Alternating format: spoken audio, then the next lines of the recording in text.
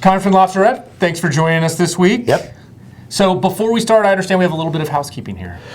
Well, the Congress is leaving town on Friday, and they're going to be in a 2-week recess. And so we're going to skip next week, and we'll be back on the air 2 weeks from now. Fantastic. And you promise it will be just as entertaining in 2 weeks, right? It's going to be riveting. You're going to want to be here. Not that every week isn't riveting. So on to this week's riveting news. Yeah. The first thing I want to talk about is something we've talked about a lot, unemployment insurance. Right. It passed in the Senate on Monday. What's its future in the House, if any? Well, not very good. I mean, it barely limped over the finish line in the Senate, and they basically it's 5 months retroactive, and it restores benefits to those who have been unemployed long term. The House has stated the position that they would like to see some job creation, and not just unemployment benefits, and I don't think it's going to happen. I understand that a group of 7 House Republicans wrote a letter to the Speaker urging action on the bill. That seems like a very small number to me. Yeah, the magic number in the House, if you look at how many Republicans and Democrats there are, you need 28, 29 Republicans to join with every Democrat to get something across the finish line, and I just don't see that. Well, another issue that we talked about a little last week, the Ryan budget. Mm-hmm. Talk to us about the latest on that. Well, Paul Ryan, the Republicans' vice presidential candidate in 2012, is the outgoing. This will be his last year as the chairman of the Budget Committee in the House.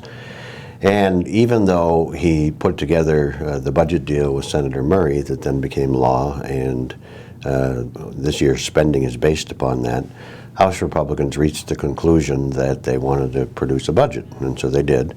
And it's more of a going into the campaign. Both parties will use it going into the campaign. The Republicans will use it to say, look how financially responsible we are because we actually have a plan, whereas the Senate has decided not to do a budget. And the Democrats will say, well, your plan is pretty bad. And they'll talk about the cuts to entitlement programs. I think Chairman Ryan eliminates funding for public broadcasting. He eliminates funding for Amtrak, and so it's more political theater than reality. What it does, however, set up. I mean, if this is the House Republican mindset going into the fall, it does set up, even though the top line numbers were established by the Ryan-Murray budget at the beginning of the year, you may see within accounts some sparring based upon, ideology and other things. And so, as an example, when the House marks up what's known as the Labor, Health, and Human Services Appropriations Bill, that contains the funding for public broadcasting. And so, even just by way of example, say that bill, the Chairman Kingston of Georgia, has been given $600 billion to allocate, under the baseline of the budget. How that $600 billion is allocated will be the function of the Appropriations Committee. And if Republicans want to target certain accounts or make reductions or plus-ups, that's where that'll occur. And so it does have some significance, but like the president's budget that we talked about a little while ago, it's not going to become the budget of the country. But it does, it is something that now Republicans can go forth and Democrats can go forth and say, if you put us in charge, this is what we will do or this is what we won't do. Last thing I wanted to ask you. It seems like we've gotten to the point, and we get to this point in election years, where the real work is kind of starting to go by the wayside, and we're starting to see people really more about political posturing for November. Are there a couple of things that you think that this Congress can get done before November, or are we really into the kind of electoral silly season? Yeah, I mean, there's a glimmer of hope on a couple of important issues, and one example that we've talked about before is in the transportation arena. The chairman of the committee in the House, Billy Schuster, is really making the old college try to get the highway bill reauthorized, the passenger rail bill reauthorized, some aviation stuff reauthorized. But I think he's going to run out of time because if it's not in place by Memorial Day, 4th of July at the latest. It's not going to happen. And so you'll probably see a lot of these things sort of postponed with temporary funding measures to get you either into next year or into the lame duck, that session of Congress that exists between the election and then the end of the year. So transportation has a whisper. The other thing that is rumored to be alive, and this has more to do with retirements than policy, is the National Defense Reauthorization Act. And in the House, Buck McKeon of California, the chairman, has announced his retirement. And he's also said, I want to get this done by June. And over in the Senate, Carl Levin, Senator Levin of Michigan, is also retiring. And so I think you will see a drive to get the defense authorization bill completed. Again, whether they can get it done or not, I don't know. But you do see both parties sort of hunkering down at this moment in time. The Republicans want to talk about the Affordable Care Act between now and November, and they think that that's a winner for them at the ballot box. The Democrats want to talk about income disparity, and they want to talk about things like the minimum wage.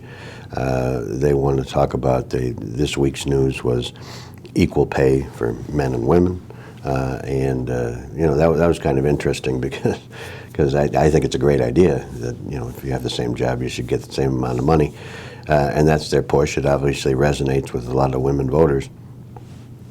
But yesterday there was a press conference at the White House.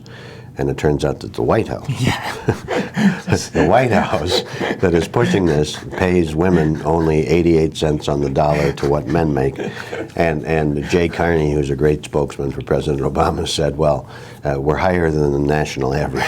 It seems like one of those things you might want to shake out before. Yeah, maybe you should have given the women at the White House a raise before you got on this. But anyway, so those are the issues going into November, and both parties really don't want any other sort of messages to get in there, to get in the way of their main messages, because they're convinced that their message is a winner in November, and we'll have to see. What about extenders? Do you think extenders are one of those things that gets done, or does it get further kicked down the road here? Yeah, I'm glad you brought that up, because as we've talked about, there are 55 tax extenders that have or will expire.